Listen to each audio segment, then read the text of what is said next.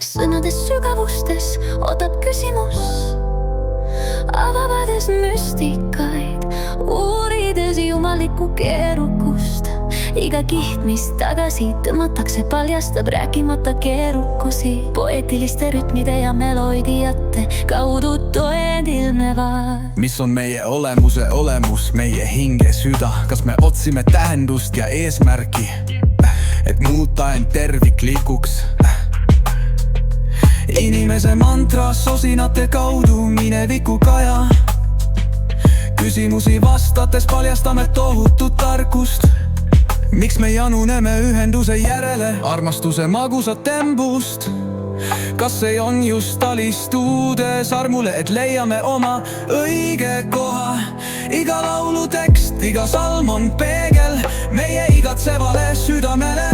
Suunjatets meid läbi varjude, kus peidetud tõend avalduvad. Kas me saame ületada meie maise hätta eksistentsi sümfoonias?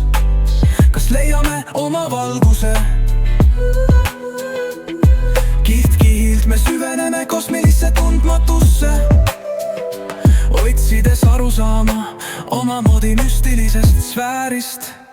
Millised sümbolid on uinuvad, oodates avalikuks saamist? Sümbolismi tantsus on hing tõeliselt rahvastatud.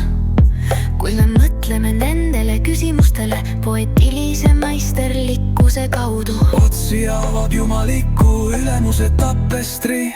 seega süvenege sügavamale, kallis otsija värsi olemusse, kuna küsimuste ja vastuste mängus ümbritseme end.